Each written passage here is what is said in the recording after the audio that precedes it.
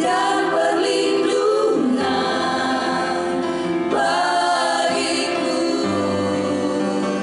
Pertolonganmu di tempat maha tinggi, ku mengangkat tanganku, aku berserah. Kau menantikan, kau yang ku sembah, Yesusku, Rajaku.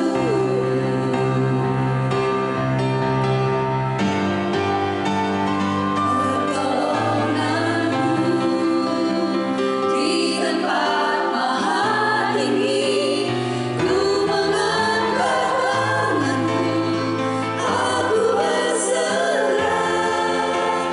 Kau menantikan, kau yang ku sembah, Yesusku, Rajaku.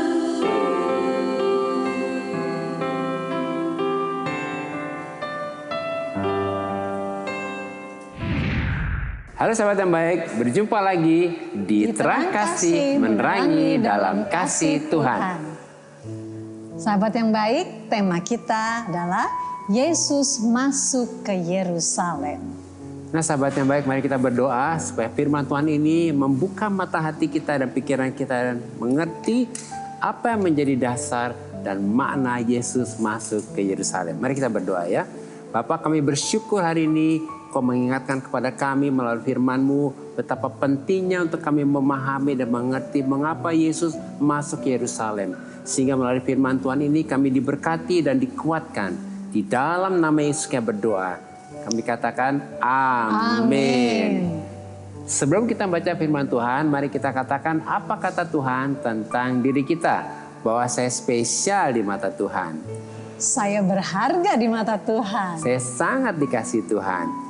Kehidupan saya dan masa depan saya bersama Tuhan adalah sungguh amat baik. Katakan amin. Nah sahabat yang baik, mari kita baca firman Tuhan ini dari Matius 21 ayat yang ke-8. Demikian firman Tuhan. Orang banyak yang sangat besar jumlahnya menghamparkan pakaiannya di jalan. Ada pula yang memotong ranting-ranting dari pohon-pohon dan menyebarkannya di jalan. Mari kita baca ayat selanjutnya, Matius 21 ayat 9. Demikian firman Tuhan. Dan orang banyak yang berjalan di depan Yesus dan yang mengikutinya dari belakang berseru katanya, Hosana bagi anak Daud, diberkatilah dia yang datang dalam nama Tuhan, Hosana di tempat yang maha tinggi. Amin. Ya, Hosana di tempat yang maha tinggi. Amin, ya. Nah puji Tuhan, firman Tuhan ini adalah kisah kedatangan Yesus ke Yerusalem yang kita kenal sebagai Minggu Palma, yaitu hari Minggu sebelum penyaliban Yesus yang telah dicatat oleh keempat murid Yesus dalam keempat Injil.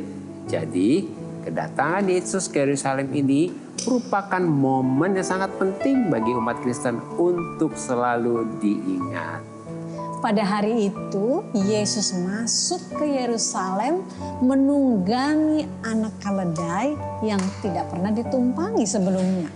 Lalu para murid menggelar jubah mereka di atas keledai ini supaya Yesus duduk di atasnya.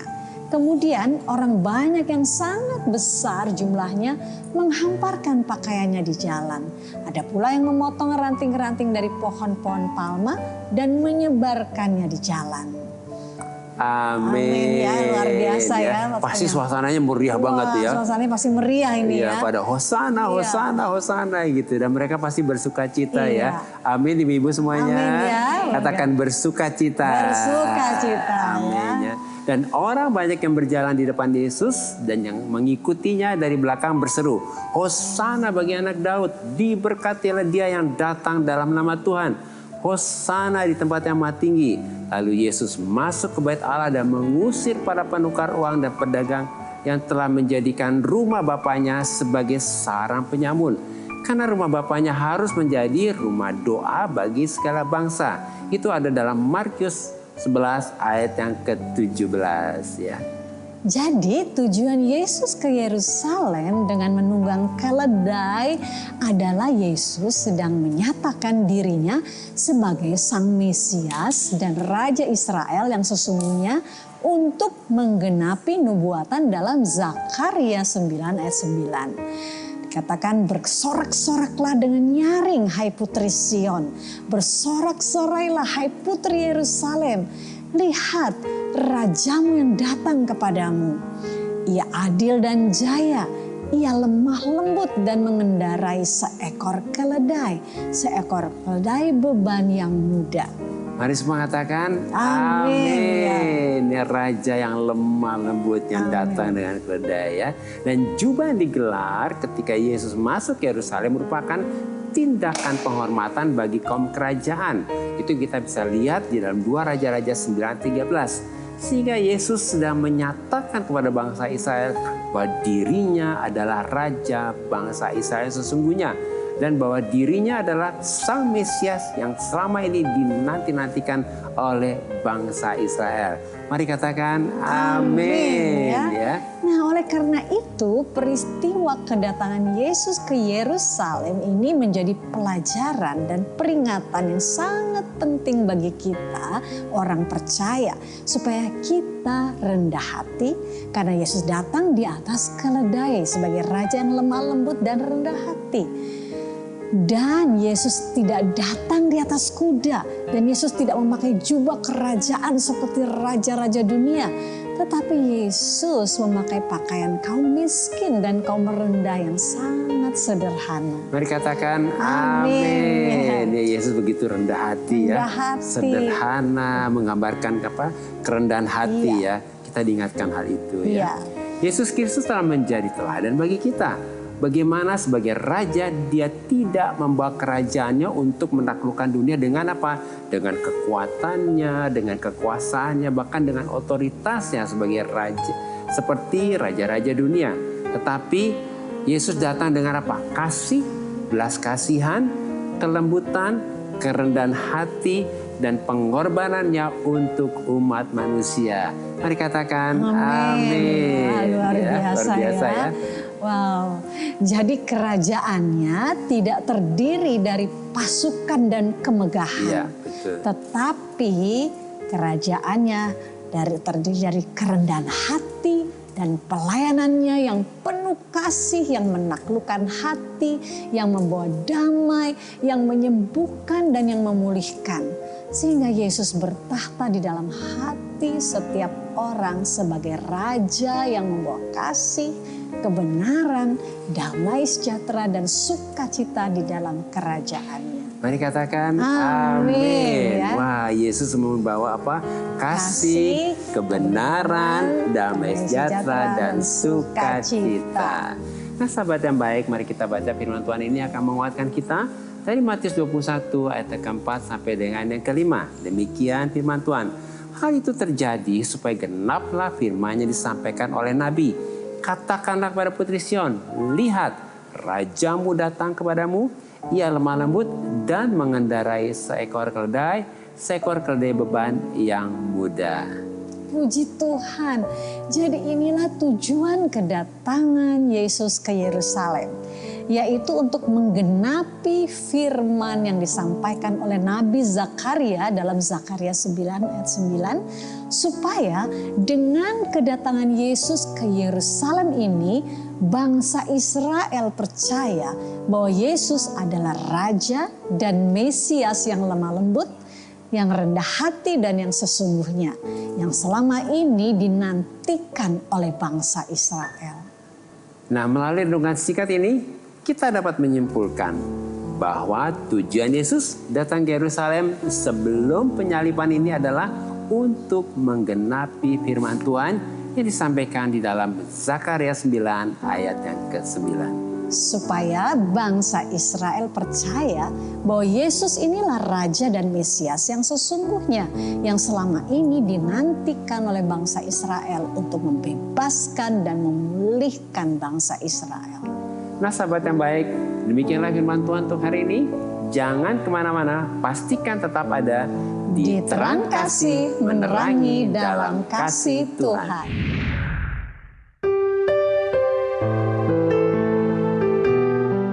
Halo sahabat yang baik, saya akan bacakan renungan firman Tuhan untuk terang hari ini. Mari kita buka kitab kita sama-sama. Kita akan baca dari Lukas pasal 18 ayat yang ke-31. Demikian firman Tuhan. Yesus memanggil ke-12 muridnya lalu berkata kepada mereka, "Sekarang kita pergi ke Yerusalem dan segala sesuatu yang ditulis oleh para nabi mengenai Anak Manusia akan digenapi." Inilah yang menjadi alasan dan tujuan Yesus masuk Yerusalem sebelum penyalibannya. Yesus mengingatkan kepada ke-12 muridnya bahwa Yesus harus pergi ke Yerusalem karena segala sesuatu yang ditulis oleh para nabi mengenai Anak Manusia, yaitu mengenai Yesus, harus digenapi. Jadi arti dari perkataan itu seperti tersembunyi bagi mereka dan mereka tidak tahu apa yang dimaksudkan oleh Yesus. Demikian juga dengan kita. Memasuki Minggu Paskah ini, biarlah kita mengingat semua pengorbanan Yesus sebagai bukti kasih-Nya besar pada kita, supaya diselamatkan dan supaya kita beroleh hidup yang kekal. Tuhan memberkati.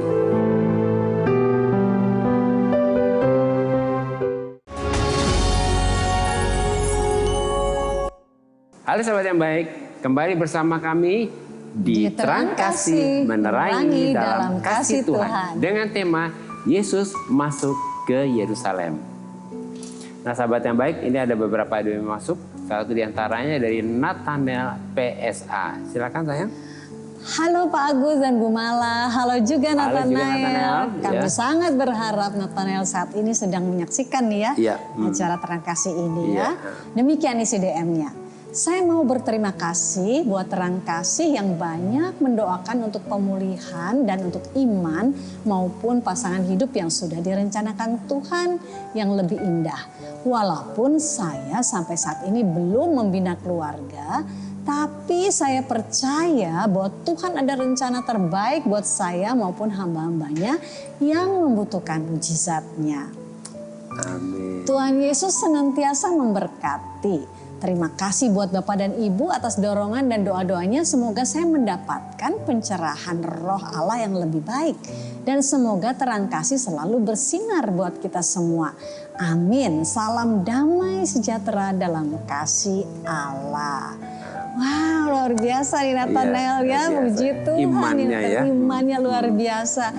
Terima kasih Nathanael buat respon dan peneguhannya. Kami doakan ya supaya pada waktunya Tuhan mempertemukan Nathanael dengan pasangan hidupnya yang sesuai dengan rencana Tuhan. Dan supaya oleh anugerah Tuhan Nathanael dapat membangun dan membina keluarga yang diberkati Tuhan. Jadi Nathanael banyak bersyukur dan percaya bahwa rencana Tuhan dalam hidupmu tidak ada yang gagal. Amin ya. Ada satu ayat untukmu ya Nathanael ya, demikian firman Tuhan Ayub 42 ayat 2 demikian.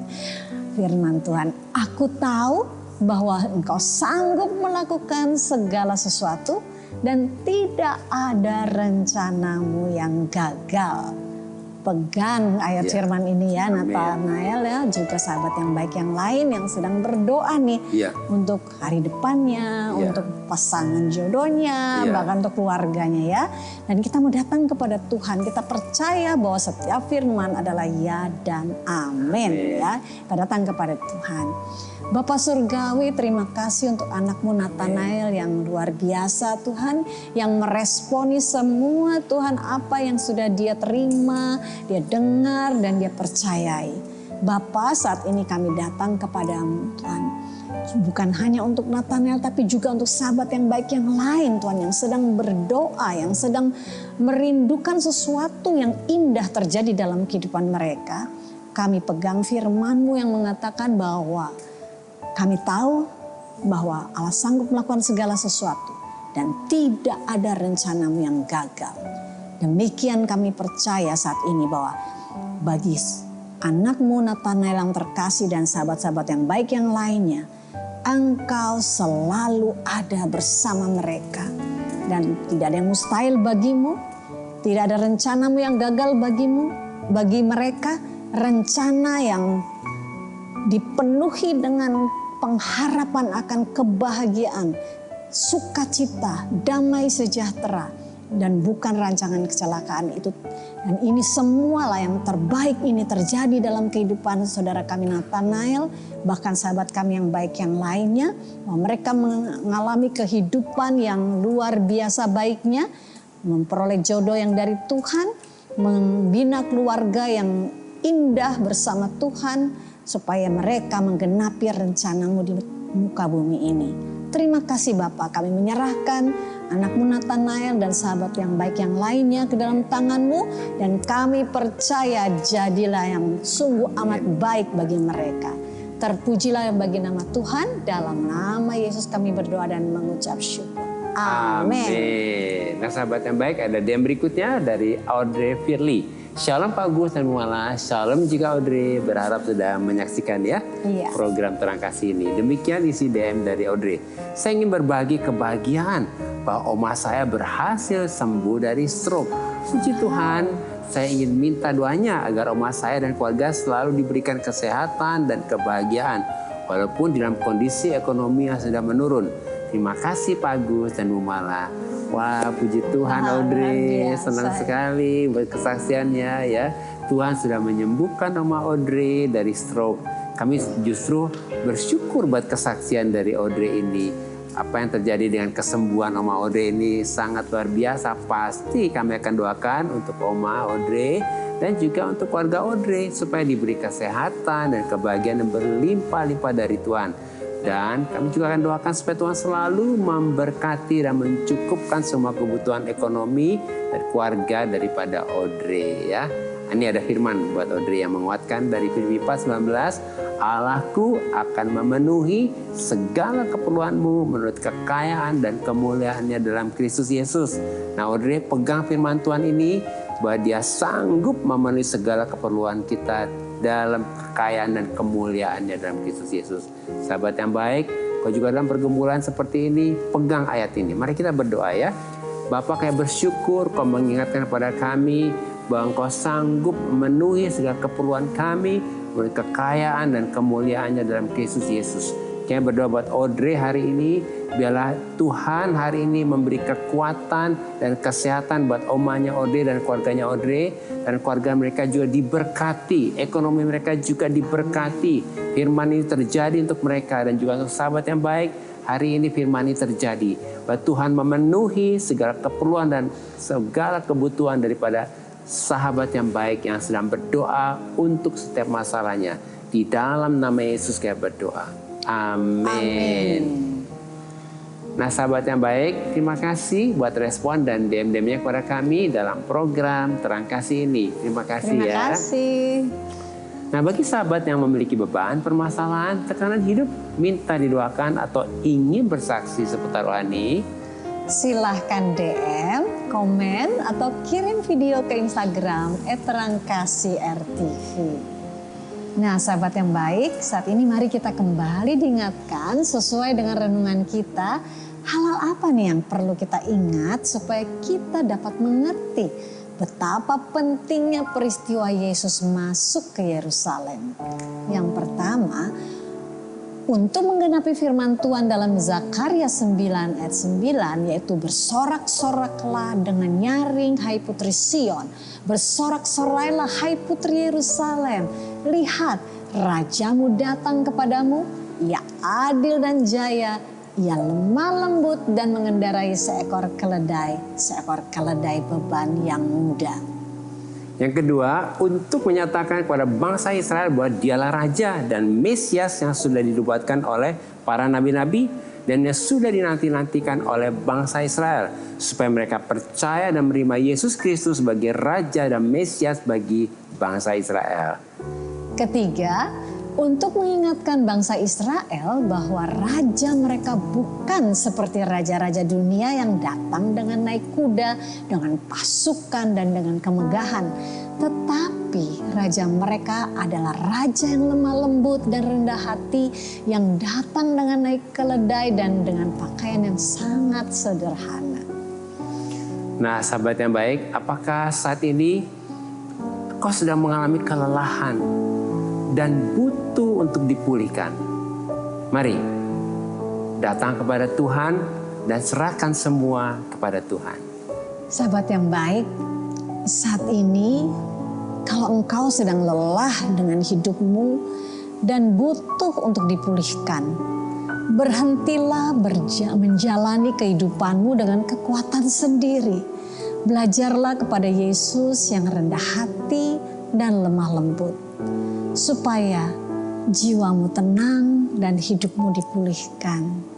Mari saat ini buka hatimu dan terima Yesus sebagai Tuhan dan Juru Selamatmu, supaya engkau dikuatkan dan dipulihkan. Mari kita datang kepadanya. Bapa, kami percaya bahwa oleh anugerah Tuhan, Roh Kudus menolong kami untuk berhenti menjalani kehidupan kami dengan kekuatan kami sendiri. Oleh anugerah Tuhan, Roh Kudus menolong kami untuk berserah, percaya, dan hanya mengandalkan Tuhan. Kami percaya ketika kami hidup rendah hati dan lemah lembut, maka jiwa kami tenang, dan kami percaya bersama dengan Yesus kami akan berjalan dalam kemenangan. Sebab di atas kayu salib semua sudah selesai dalam nama Yesus. Amin. Terima kasih sahabat yang baik sudah setia menyaksikan Terang kasih menerangi dalam kasih Tuhan. Sampai jumpa kembali di episode selanjutnya. Tuhan memberkati.